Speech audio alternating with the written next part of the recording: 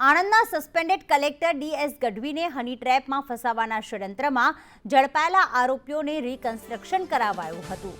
Additional collector Ketaki વ્યાસ, નાયબ મામલતદાર જયેશ પટેલ અને વકીલ હરીશ ચાવડાને રિકન્સ્ટ્રક્શન માટે કલેક્ટર કચેરી લાવવામાં આવ્યા હતા। આરોપીઓ દ્વારા જે જગ્યાઓ પર સ્પાય કેમેરા ગોઠવ્યા હતા ત્યાં રિકન્સ્ટ્રક્શન કરવામાં આવ્યું હતું। રિકન્સ્ટ્રક્શન કરી સરકારી સાક્ષીઓની હાજરીમાં પંચનામું કરવામાં આવ્યું હતું।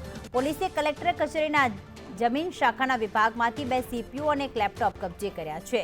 કલેક્ટર કચેરી ખાતેથી આરોપી જયેશ પટેલ અને હરીશ ચાવડાને લાંભવેલ રોડ ઉપર આવેલા એક ગેરેજ પાસે પુરાવા નાશના રિકન્સ્ટ્રક્શન માટે લઈ જવાયા હતા। આરોપી જયેશ પટેલના મિત્રના ગેરેજમાં જયેશ પટેલ અને હરીશ ચાવડાએ સ્પાય કેમેરા, સીડી તેમજ કેટલાક દસ્તાવેજોને સળગાવીને નાશ કર્યો હતો। જેને લઈને જિલ્લા પોલીસ વડાની હાજરીમાં ઘટનાનું રિકન્સ્ટ્રક્શન કરવામાં આવ્યું હતું। પોલીસને અહીંયા કેટલાક દસ્તાવેજો અને સ્પાય કેમેરાના ઉપકરણો અર્ધ બળેલી હાલતમાં મળી આવ્યા હતા। સાથે સાથે જો સ્ટેટમેન્ટ્સની કાર્યવાહી, પંચનામાની કાર્યવાહી અને એવિડન્સ જો જગ્યા છે, ધારો કે આ જો જગ્યા છે એમાં સીસીટીવીનો નાશ કરવામાં આવ્યો હતો। સાથે સાથે ઘણા બધા ડોક્યુમેન્ટ્સ પણ હતા જો સેન્સિટિવ પ્રકારનો, તો એનો પણ નાશ કરવામાં આવ્યો છે। તો એનો પંચનામા અને એવિડન્સ રિકવરી માટે એફએસએલ અમારા સરકારી પંચ સાથે અમારી એલસીબીની ટીમ અહીંયા આવી હતી અને ઘણી બધી વસ્તુ અમે મળી છે અને તપાસમાં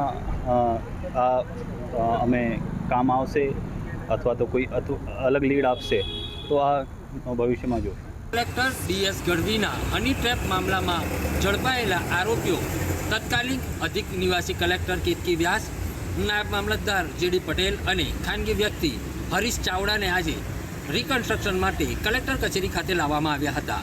કલેક્ટરની ચેમ્બર, કેતકી વ્યાસની ચેમ્બર સહિતની જગ્યા ઉપર રિકન્સ્ટ્રક્શન કરવામાં આવ્યું હતું।